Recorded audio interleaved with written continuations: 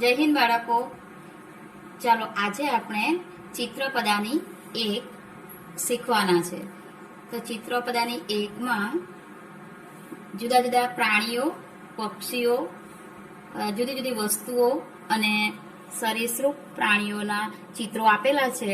એ બધાને સંસ્કૃત ભાષામાં શું કહેવાય એના વિશે શીખીશું. તો પહેલા જ ચિત્રોમાં દેખાય છે તમને બળદ. બળદને સંસ્કૃતમાં શું કહેવાય? વૃષભ. અહીંયા ભૂલથી ગાય માતાનું ચિત્ર અપાઈ ગયેલું છે, પણ ગાયને તો સંસ્કૃત ભાષામાં ધેનુ કહેવામાં આવે અથવા ગાવહ. અહીંયા વૃષભ છે. વૃષભ એટલે બળદ. બીજું ચિત્ર છે ગર્દભ. ગર્દભ એટલે ગધેડો. મેષહ એટલે ઘેટું. નકુલહ. નકુલ એટલે નળિયો. તમે બધા જોયો જ હશે. મયુરહ. મયુર એટલે મોર. કાકહ. કાકહ એટલે કાગડો. તાલહ તાળું. દીપહ દીવો. ઘટહ એટલે ઘડો. સર્પહ સાપ. મકરહ એટલે મગર. મંડુકહ એટલે દેડકો. ફરીથી જોઈએ એકવાર. વૃષભ. વૃષભ એટલે બળદ. ગર્દભ ગધેડો. મેષહ એટલે ઘેટું. નકુલહ એટલે નળિયો. મયુરહ એટલે મોર. કાકહ કાગડો. તાલહ એટલે તાળું. દીપહ એટલે દીવો. ઘટહ એટલે ઘડો. સર્પહ એટલે સાપ. મકરહ એટલે મગર. મંડુકહ એટલે દેડકો. જો બાળકો, આ જે બધા શબ્દો આપેલા છે એ બધા જ શબ્દો અકારાંતના છે. અકારાંત એટલે શું? છેલ્લે જે અ લાગે, શબ્દના અંતે અ નો ઉચ્ચાર આવે એને અકારાંત કહેવાય. અને આ બધા પુલ્લિંગ શબ્દો છે. તો પહેલા શબ્દ છે વૃષભ. અકારાંત કેવી રીતે થાય એ તમને બતાવું.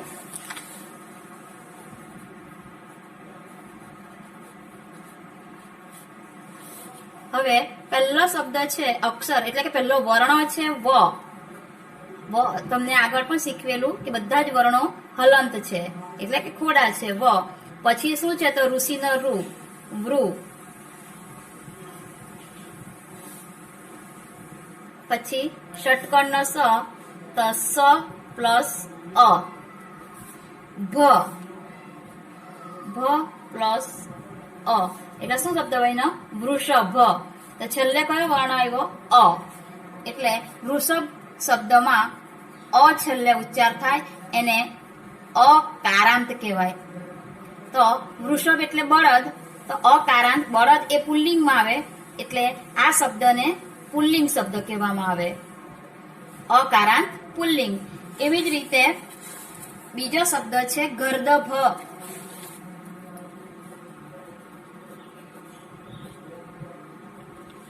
હવે એમાં પહેલા ગ છે. ગ ને હલંત કરવાનો. ત્યાર પછી અ એટલે આખો ગ બન્યો. હવે દ ની ઉપર રેપ છે, પણ ઉચ્ચાર કરતી વખતે ઘર દ ર પહેલા બોલાય એટલે આ રેપ નો ર થશે, એ હલંત આવશે. એની સાથે અ નહીં મૂકવાનો. ત્યાર પછી દ. દ પ્લસ અ એટલે આખો દ થયો. ઘર દ. હવે ભ. ભ પ્લસ અ એટલે ગર્દભ શબ્દ બને. એમાં પણ છેલ્લે અંતે અ આવ્યો એટલે આ પણ અકારાંત છે. અકારાંત. અને ગધેડો એ પુલ્લિંગ છે એટલે પુલ્લિંગ શબ્દ. તો અકારાંત પુલ્લિંગ કહેવાય. એવી જ રીતે મેષહ, નકુલહ, મયુરહ, કાકહ, તાલહ, દીપ, ઘટ, સર્પ, મકર અને મંડુક આ બધા જ શબ્દોમાં અકારાંત આવે છે અને બધા શબ્દો પુલ્લિંગ શબ્દો છે. માટે આ ચિત્રપદાની એકના બધા શબ્દો અકારાંત પુલ્લિંગના છે. હવે એ અકારાંત પુલ્લિંગમાં પૂછવું હોય કે આ કોણ છે, તો એના માટે પુલ્લિંગ શબ્દો માટે એસહ વપરાશે. એસહ એ પુલ્લિંગ શબ્દની આગળ આવે.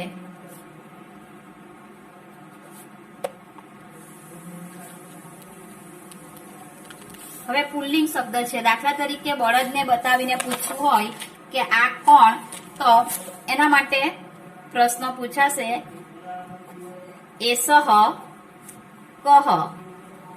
પુલ્લિંગ માટે કહ, સ્ત્રીલિંગ હોય તો કા અને નપુંસકલિંગ હોય તો કિમ. તો એસહ કહ એટલે જવાબ આવે એસહ વૃષભઃ. આ બળદ છે. ત્યાર પછી બીજો પ્રશ્ન એસહ કહ, તો એસહ ગર્દભઃ. એસહ કહ, એસહ મેષઃ. એસહ કહ, એસહ નકુલઃ. આ રીતે બધા શબ્દોની આગળ એસહ આવશે.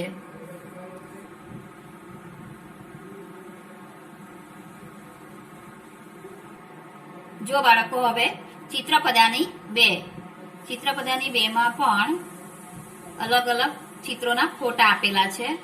એ સ્ત્રીલિંગ શબ્દો છે. બધા સ્ત્રીલિંગ શબ્દોમાં આ કારાંત આવશે અને ઈ કારાંત પણ છે. તો પહેલું ચિત્ર છે બાલિકા. બાલિકા એટલે છોકરી. ઉત્પીઠિકા. ઉત્પીઠિકા એટલે ટેબલ. લતા. લતા એટલે વેલ. સ્થાલિકા થાળી. પુષ્પધાની એટલે ફૂલદાની. સાટિકા એટલે સાડી. પેટિકા. પેટિકા એટલે પેટી. ચટકા એટલે ચકલી. નદી એટલે નદી. ચુલ્લી એટલે ચૂલો. ઘટી ઘડિયાળ અને કુંચિકા એટલે ચાવી. ફરીથી જુઓ બાલિકા. બાલિકા એટલે છોકરી. ઉત્પીઠિકા. ઉત્પીઠિકા એટલે ટેબલ. લતા. લતા એટલે વેલ. સ્થાલિકા. સ્થાલિકા એટલે થાળી. પુષ્પધાની. પુષ્પધાની એટલે ફૂલદાની. સાટિકા. સાટિકા એટલે સાડી. પેટિકા એટલે પેટી. ચટકા એટલે ચકલી. નદી એટલે નદી. ચુલ્લી એટલે ચૂલો. ઘટી એટલે ઘડિયાળ. કુંચિકા એટલે ચાવી. જો બાળકો અહીંયા જે બાલિકા છે એમાં આ કારાંત. ત્યાર પછી ઉત્પીઠિકા એમાં પણ આ કારાંત. લતા એમાં પણ આ કારાંત. તો જુઓ બાલિકા.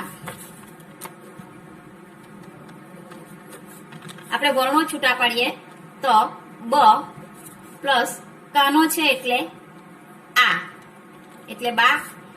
હવે લ અને હસવાઈ છે તો લ હલન પ્લસ ઈ હસવાઈ પ્લસ ક અને કાનો છે એટલે કા. તો ક પ્લસ આ. તો છેલ્લે કયો વર્ણ આવ્યો? આ. એટલે બાલિકા એને કહેવાય આ કારાંત. અને બાલિકા એટલે છોકરી છે તો આ કારાંત સ્ત્રીલિંગ.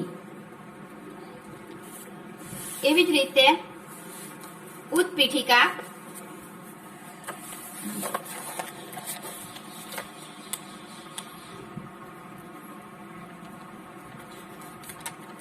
પહેલા ઉ છે. ઉ તો સ્વતંત્ર છે, સ્વર તો એટલે ઉ એક જ. ત્યાર પછી ત અડધો છે એટલે ત હલંત. પ જોડેલો છે પ હલંત પ્લસ દીર્ઘ ઈ એટલે આ રીતે દીર્ઘ ઈ પ્લસ ઠ છે હલંત એને હસવાઈ છે તો આ હસવાઈ પ્લસ ક પ્લસ આ. તો એટલે થયું ઉત્પીઠિકા. તો એમાં પણ છેલ્લે કોણ છે? આ. એટલે ઉત્પીઠિકા આ કારાંત. અને ટેબલ એ પણ સ્ત્રીલિંગ છે તો આ કારાંત સ્ત્રીલિંગ. હવે એવી જ રીતે ઈ કારાંતના પણ આપેલા છે. અહીંયા પુષ્પાધાની છે, સાટિકા નદી અને ઘટી ચુલ્લી આ બધા છે. તો જોઈએ આ ચુલ્લી માટે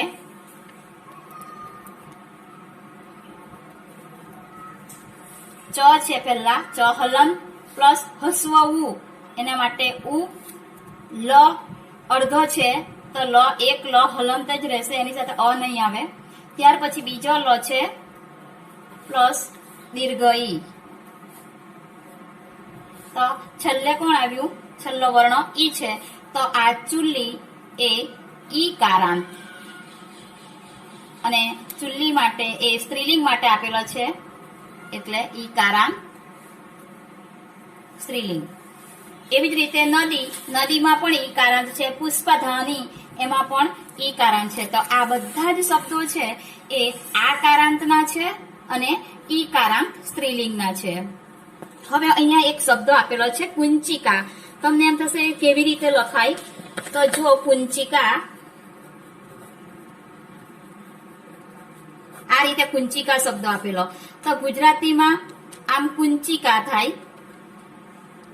તો સંસ્કૃતમાં લખવા માટે ક છે પહેલો એટલે ક લખવાનો, પછી હસ્વ. હવે માથે અનુસ્વાર છે તો માથે અનુસ્વાર, સંસ્કૃત ભાષામાં અનુસ્વાર નથી મૂકવાના. તો અનુસ્વારની જગ્યાએ આપણે અનુનાસિક વાપરવાનો છે. તો અનુનાસિક કયો લેવાનો? તમને યાદ છે અનુનાસિક વર્ણો. આપણે સ્વર વ્યંજન સાથે 5 અનુનાસિકો તમને શીખવેલા, અંગ, ય, અણ, ન અને મ. એના ક પછી કોણ છે? તો ચકલીનો ચ છે. તો ચ વાળી લાઈનનો અનુનાસિક શોધવાનો. આ ચ વાળી લાઈન ચ, છ, જ, ઝ, ય. તો આ અનુનાસિક છે ચ વાળી લાઈનનો. તો એ અડધો લેવાનો, આ ય, અને પછી ચકલીને ચ જોડી દેવાનો અને કા. આ રીતે કુંચિકા થશે. એવા માથે અનુસ્વાર વાળો શબ્દો આવે ત્યારે આપણે આ જે અનુનાસિકો આપેલા છે એ અનુનાસિકનો ઉપયોગ કરવો પડશે. આ સ્ત્રીલિંગ શબ્દોમાં કુંચિકા શબ્દ એ રીતનો આપેલો છે એટલે આ રીતે લખાય. તો જો આના ભાષાંતર એનો શબ્દાર્થ હું તમને પીડીએફ ફાઇલ દ્વારા મોકલાવીશ. અને સોરી બાળકો, આગળનું જે પીડીએફ ફાઇલ પહેલા તાસની મોકલાવાઈ ગયેલી એ હું પાછી તમને તે દિવસે તાસમાં જે કરાવી મોકલાવીશ. તમે નોટમાં સારા અક્ષરે લખી લેજો. Thank you.